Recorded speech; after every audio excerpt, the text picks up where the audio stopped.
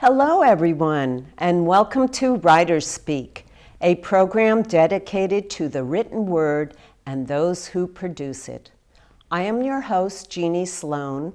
I am the author of 3 historical fictions, She Flew Bombers, She Built Ships During World War II, and the newly published She Was an American Spy. Today in the studio, I would like to welcome Janet Wentworth. Welcome to WriterSpeak, Janet. Thank you, Jeane. It's a pleasure to be here. It's nice to have you, and I just love the cover of your book. Why, thank you. It really pops out with that shadow of a man. My superhero. Oh, yeah, it does look. Stopping everything. I can see that because now with the muscles. Yeah, he is. Right. Janet is the author of Your Unstoppable Brand, the practical guide to engaging your ideal customers through the power of stories. Well, I think the first question our audience might like answered is, what does the word brand mean? The word brand is confused and confusing because it has a long history, and during that time it has taken various forms and evolved. And today there are many definitions. It started hundreds of years ago with a physical brand, just like a brand on a cow, a brand on a box, to say ownership. This is my cow, and that's your cow. And then it evolved during the Industrial Revolution, when the consumer now actually became a consumer, had choices, multiple businesses were selling similar products, pottery or soap or whatever. And the brand then became a way to differentiate my soap from your soap in the minds of the consumer, not just as an ownership, but consumer, you want this brand of soap because it's better for whatever reason. As we moved on, especially after World War II and the rise of the consumer as king, the landscape changed again, and businesses could try to tell everyone about their products and why they were better, but the consumer really owned the space.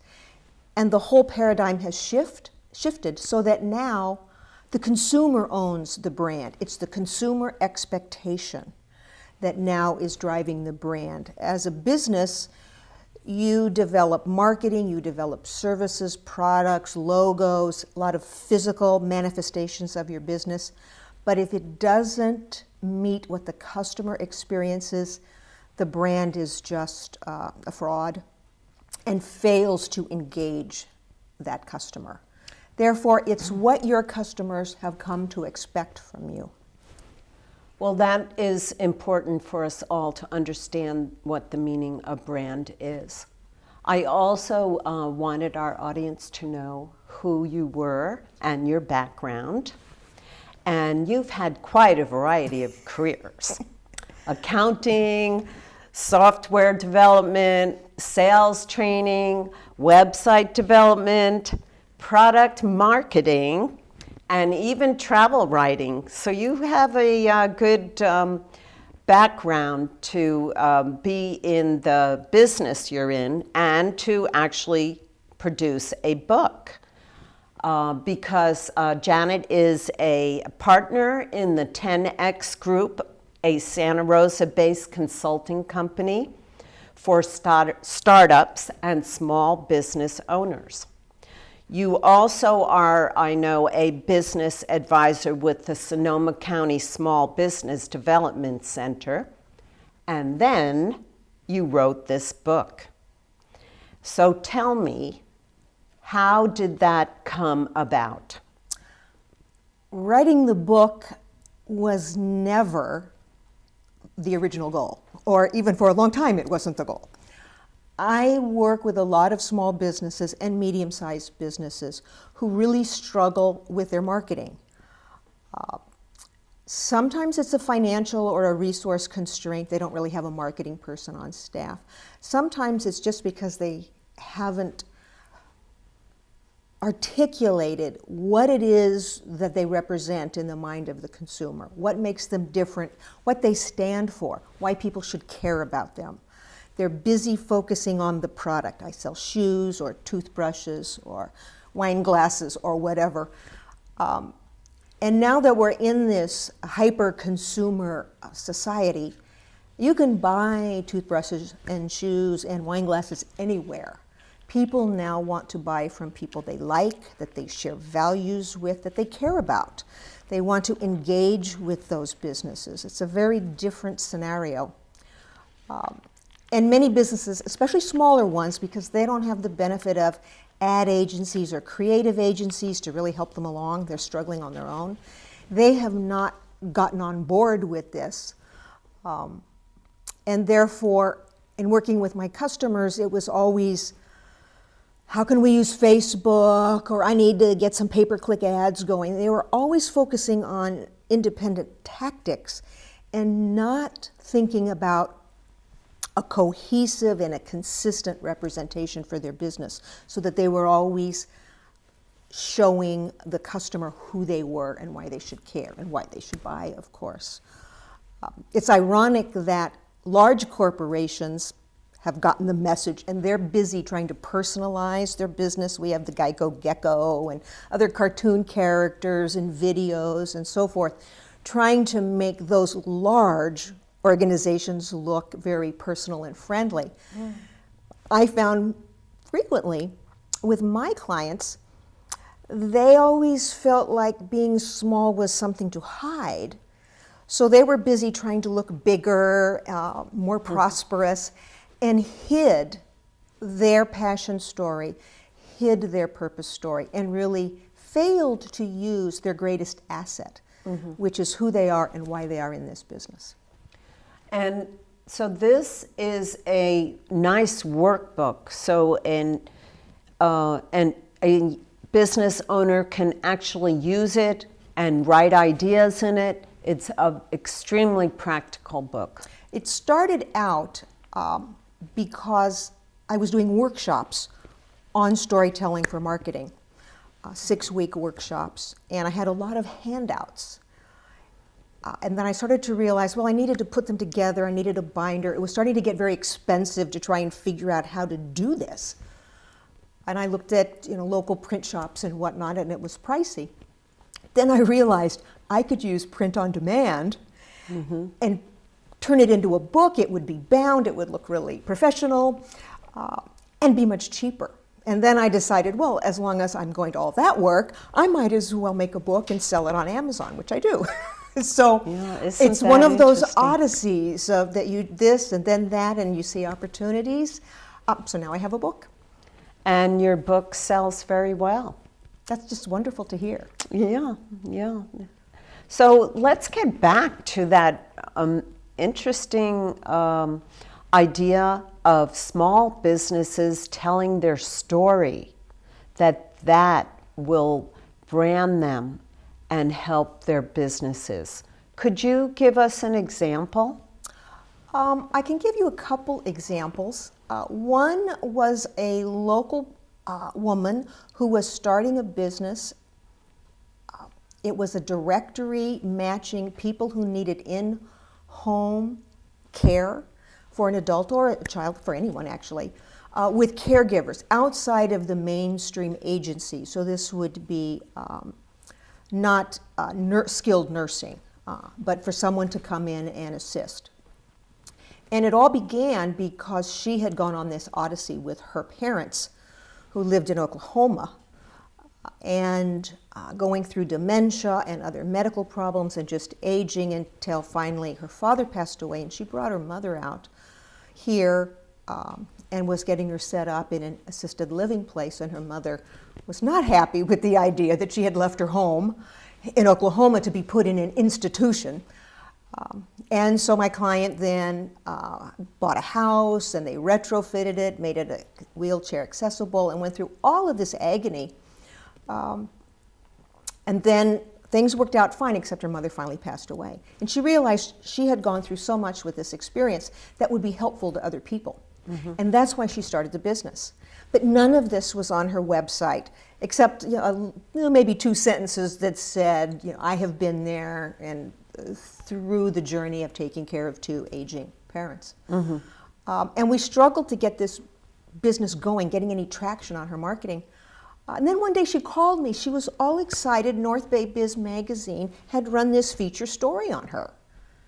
And it detailed all of the heartache she had gone through, the problems and finding solutions. And I thought I was going to jump through the phone. I said, I've been working with you for a year and a half, and I don't know this story. And it's not on your website, so why? And she said, well, I always thought it was kind of personal and nobody would care, and I really didn't think I should. It wasn't professional. And she had all these kind of lame excuses. And I said, so you thought all of that, and yet you spoke to a reporter, so it's printed in a magazine. And she said, well, yeah, I guess. So she finally put it on her website and realized that her story was really what made her so attractive to people, that she had been down that path that they were on, and she understood and she could help. And that was the personal storytelling. That was the personal storytelling, yes. I can see how small businesses get conflicted between personal storytelling and trying to be professional. Yes, that is a big hurdle for many small businesses to overcome. This idea that I have to look like I have 30 or 50 people in the office and it's not just me. When in the reality, many times, just being you is a real advantage. And you can have a personal story and still have many people working in your company, but you are the one that started this company for a reason and out of your passion. And people want to know that. They want to know that so they can share values with you and experiences. People buy from people they like and they trust, and the greatest way to do that is tell them a story. And it makes it more personal. It makes it more personal. It's very engaging. It makes it more shareable, too. And in this day of social media, it's a fabulous way to get your story out and have all of your fans then sharing your story with their friends. And so it goes. So it's perfect. It's just perfect for the world of marketing that we have today. Well, I think our audience would like to hear something from your book.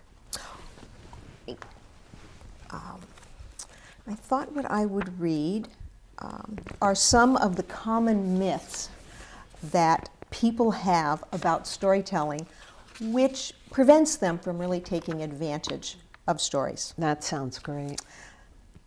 Despite the clear value in using stories, many people avoid them. It may be that they just haven't thought about the value of stories, but often it is an unfounded but strongly held bias against stories. Here are some of the most common misconceptions. Number 1, stories are not for business-to-business selling. We have all heard it. To market, you need facts. You need a list of features and benefits. People buy based on logic. You might sell on emotion to a consumer, but business buyers want hard facts. And all of this is misleading. Selling to a business is still selling to people. They don't change their brain biology when they walk through the office door. True, there may be more people involved in a business decision. The sales cycle may be longer, and you may have more competitors, but it still comes down to selling to people who are hardwired for story. In fact, stories can give you the edge in a business setting, as there will be multiple people involved in the sales cycle. Using stories, which are so easy to share, ensures that your message gets out as you intended. You won't have to worry that your contact forgot your list of features. She will remember your stories. You can create variations of your stories specifically for the CEO, the plant manager, or anyone else you interact with during your sales process. Myth number 2, you are a born storyteller or not. We all know people who are gifted storytellers. They seem to have that gift. Perhaps you feel you don't. And that is that. No stories for you. Don't sell yourself short. You just need a little help getting started. Have you ever told someone about your vacation or told your children about your own childhood? Then you have told a story. Usually the stories we tell just happen without our thinking about them. But to create stories for your business, you will want to learn techniques that allow you to create stories as needed. Most of your stories will be written and will be used on your website, in brochures, flyers, and newsletters. But spoken stories will have their place as well. You may never stand up in front of an audience like Jerry Seinfeld and hold that audience's attention for 60 minutes. You don't need to.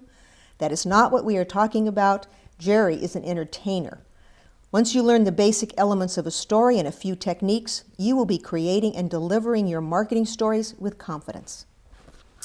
Myth number 3, stories are for extroverts. This is one of the most satisfying myths to bust. Story-based marketing is such a gift to the introvert. You no longer have to feel that you need to be bragging, beating your chest, and shouting to the world how fabulous you, your products, and your services are. You don't need audacious stories or to seek the limelight with your dramatic presentations. Your stories will demonstrate your message far more eloquently than any "hey, look at me" speech.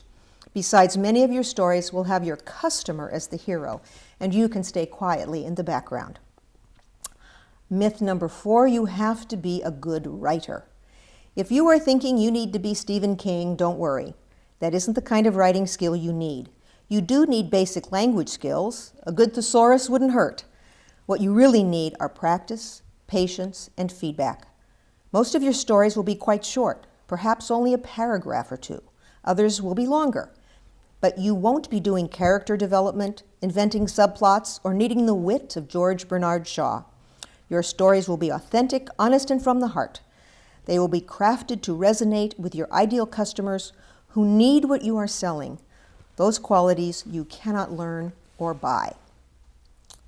Number 5, stories are for simple lessons. Far from being only for simple lessons, stories may be best used as a way to cover a complex topic that otherwise would be lost in the facts and technical information. Stories free the listener from being burdened by the details and the complexities. Instead, they are open to the big picture, your message.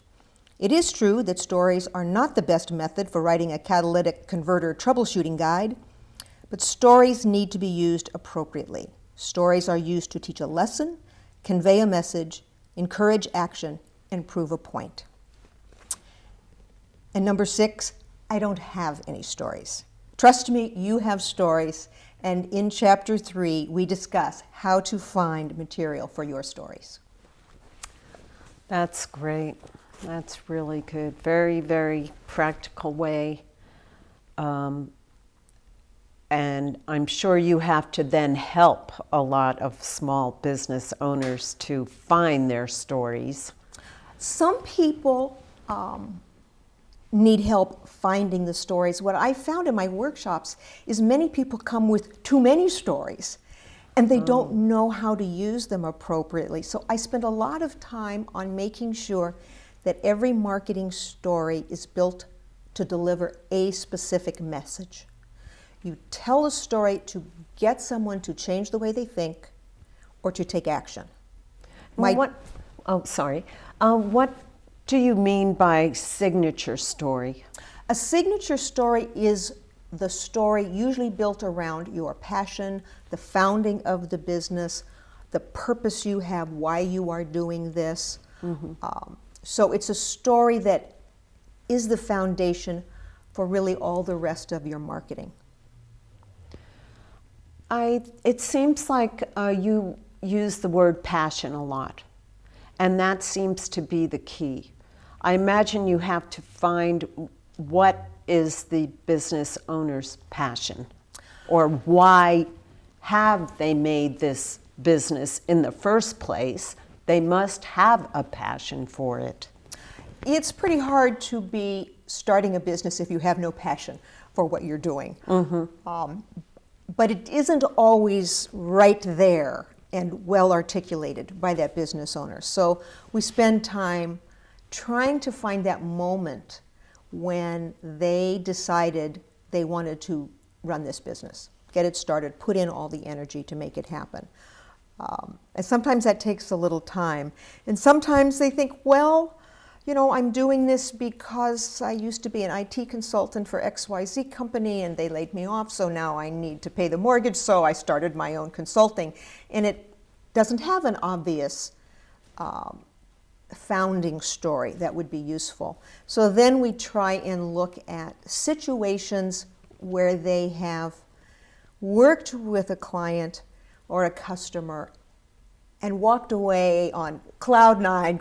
This is why I'm doing this. It was a great experience for that customer. They love what we're giving them. Now I know why I am doing this, because of this emotional connection I have with my customers and how I know I am helping them. So usually we get to a point where someone would say, yes, this happened, and then we can build a story around that. Now, you told us it was very interesting about the client who was trying to develop her home care services. Tell us another current success that you helped develop a story. One is Plum Blossom Farm, which is in Cloverdale, and it's a woman who has a farm raising Wensleydale sheep. I always have trouble with that name. It's a very specific, and I understand an endangered breed of sheep with this luscious wool on it, and she raises it and raises the sheep and sells the wool raw to weavers and other people seeking to work with that wool. She also makes products out of it, felted soaps and dryer balls and wall hangings and beautiful scarves, so a lot of different things. She was selling through an Etsy store, which is a crafting website where people can put their products. She had a website, needed work. She couldn't sell anything on her own website. And then she would also go to farmers markets and craft fairs. She was very typical for the bootstrapping solo entrepreneur, where it was free business cards from Vistaprint and a free website template from somebody else, and a friend designed a logo, and it was all sort of a mishmash of things. And she was pretty clear on what she wanted to do, but didn't know how to get it from inside of her out, and didn't really see the power of having a strong brand or how to get a brand for her small business. So we started with her story about her sheep, and a lot of it has to do with her passion for organic products and this particular brand of sheep, and they never send any sheep to the slaughterhouse or whatever. They always are allowed to live forever on the farm, and that's a very attractive quality for a lot of her customers. And we gradually started with a new logo which really focused on her sheep. It's a lovely line drawing of a sheep profile head. Kind of looks angelic. It has little rays coming off of it. It's really gorgeous. She's a good photographer, so we had that for visual assets. And last year was the first year where she had her new website up, where she's selling products on her website, so she's not relying totally on Etsy anymore. Font choices, so everything is consistent. She's working on her print marketing, so it looks like the business card and it looks like the website, and now is really focusing on her sheep story. So of course every sheep has a name, and every sheep has a story. And so now when you buy a scarf, say, from her, the hang tag will not just have the Plum Blossom Farm information. It will have a photo of the sheep whose wool went into that scarf and a story about the sheep. So she's really starting to get going with it. It's very gratifying to see. And she's one of the examples that makes this so exciting for me, is that when you see someone get it, and they start to realize they do have stories, what they do is important, and they're off and running. That's pretty exciting. I bet it must be wonderful for you to watch passion blossoming in the business owners, because I think then your passion and ideas come out also. And then you have a blend of explosive passion. And then, then it just sort of, it's off like fireworks. Yes, that is the greatest payback for me, is when someone goes from my first meeting with them, which is, well, I have this little business and I'm not really sure, and it's kind of, oh, poor me. And then all of a sudden, the shoulders straighten and it's like, I'm doing something really important for my ideal customers. And I'm the one who can best do this. And there's a great empowering. Writing your passion story is very empowering. And that's the first step. Now they know I can do this. I can write other stories. What I'm doing is important. Well, in your wonderful practical book, Your Unstoppable Brand, it is a workbook.